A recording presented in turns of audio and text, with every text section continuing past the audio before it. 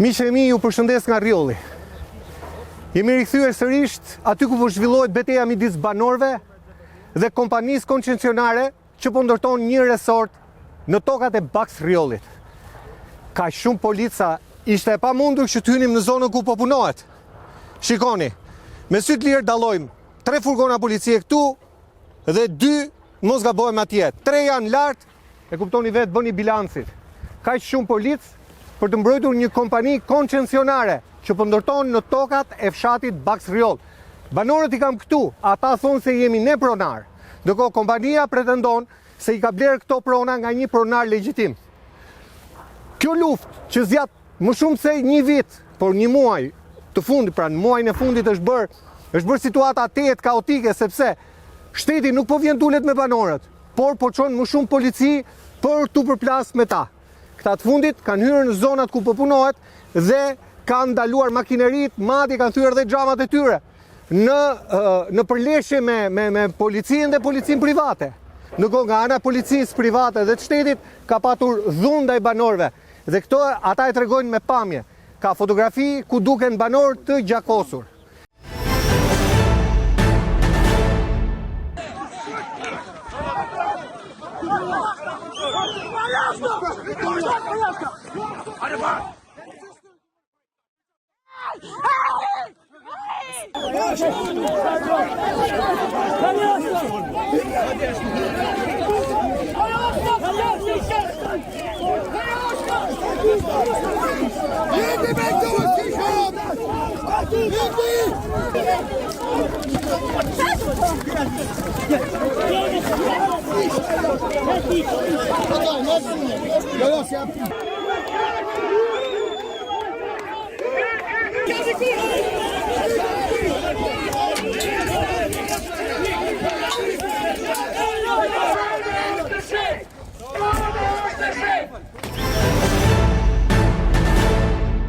Këto janë çka kemi parë përmes medias në këto ditë të vështira për banorët e Baks Rjollit. Por ne do t'i pyesim vetëm ata, sepse kemi qenë para një viti këtu, situata ishte më e qetë, u duk sikur do arrije një dakordsi me kompaninë, por kjo nuk ndodhi. Ndodhi e kundërta. Erdhën shumë më tepër policë dhe është kjo situatë, brenda punohet, është bërë një mur rrethues shumë i gjatë, ndërkohë që banorët i kanë mbledhur në një kodër këtu për të na treguar çfarë po ndodh me ta. Çfarë ka ndodhur nga emisioni i parë tek emisioni i dytë. Sa ka qenë roli i shtetit për të zgjedhur çështjen, konfliktin. Dhe si do të bëhet në të ardhmen, si do të veprohet, kështu do të vazhdojë kjo punë. Një konflikt i ndezur në çdo kohë që mund të prodhojë viktima. Kjo është çka do shteti shqiptar, që të mos zgjidh problemet dhe t'i dërgojë në dyert e gjykatave ku të dy palët pretendojnë se janë pronar. Banor, faleminderit, ju lutem, vazhdoni aty. Faleminderit që jeni me mua sot sërish për të thënë ato të vërteta që ju do t'i nxirrni nga goja juaj.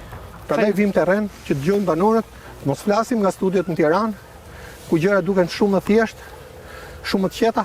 Realiteti këtu është krejt ndryshe. Faleminderit juve që keni ardhur edhe që po përcjellni gjithë problematikën tonë.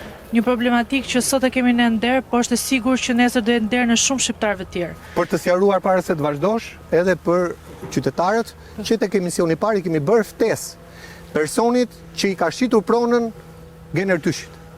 I kemi bërë ftesë që të përballet me banorët këtu. Jo diskutime në për zyra e në për studio. I kemi thënë që nëse do ftesë publike, nëse do të tregosh letrat e pronësisë, bujrum në të njëjtin vend me banorët, njëri nga njëri krau tjetër, të tregojnë letrat dhe populli të qartësohet kush është pronari. Edhe të ndërpritet kjo dhunë që nuk dihet se ku do shkojë. Kjo është më e frikshmja, nuk dihet ku do shkojë. Ne prandaj vim këtu për të parandaluar një të keqe nesër. Më fal. Faleminderit shumë. Përmendesh shtet rrethim, po ta shikosh atje lart në rrugë, rrinë edhe ca policë tjerë që kontrollojnë dhe monitorojnë çdo lëvizje që ne bëjmë. Po. Dhe kjo ndodh çdo ditë, momentin që ne afrohemi për tek kantieri ndërtimit, shikojmë gjitha ne forca policie që raportojnë në çdo moment çdo lëvizje tonë. Dhe ne nuk druhemi, nuk vim në përskuta, ne vim rrugës që kemi përdor gjithmonë me shekuj këtu dhe vim te prona jon. Nuk kemi frikë nga askush, duke ditur që kjo është prona jon dhe jemi të bindur që është e drejta jon. Vendimi i parë i gjykatës ka folur se e drejta kujt është. Prokurorisë Shkodrës ja kemi vënë dispozicion dokumentat për të dalë drejta vendim gjykatës, sepse personi pretendon që i ka fituar gjithë gjyqjet dhe ka nxjerrë dhe certifikat pronësie. Po, ai ka fituar gjithë gjyqjet, po mënyra se si ka fituar gjyqjet është shumë interesante, sepse ai ka mbyll gjyqin brenda 11 muajve, ndërkohë që Fisi Malaj ka hap gjyqin para tij dhe ka mbyll javën e kaluar. Diferenca është shumë e madhe. Si ka mundësi që ai e mbylli për 11 muaj dhe ne vazhdojmë me vite së rollatemi dyrve gjykatave dhe nuk na jepet një përgjigje? Si ka mundësi që ATP-ja aty ktheu përgjigje brenda 3 muajve, ndërkohë që familja ime ka dosjen që në 2014 në ATP dhe nuk merr asnjë përgjigje, vetëm disa përgjigje formale me listim ligjesh, afate kohore dhe në fund deri në fund të vitit, pastaj drejtori i gjykatës. Fund të vitit shtyn afatin kohor dhe 3 vjet tjera dhe ne vazhdojmë akoma presim përgjigje nga institucionet shqiptare. Pra ju prisni përgjigje nga gjykata kurse zotëria thua i ka marrë të gjitha brenda 11 muajve. Po. E qartë. Tani, çfarë gjyqi keni fituar?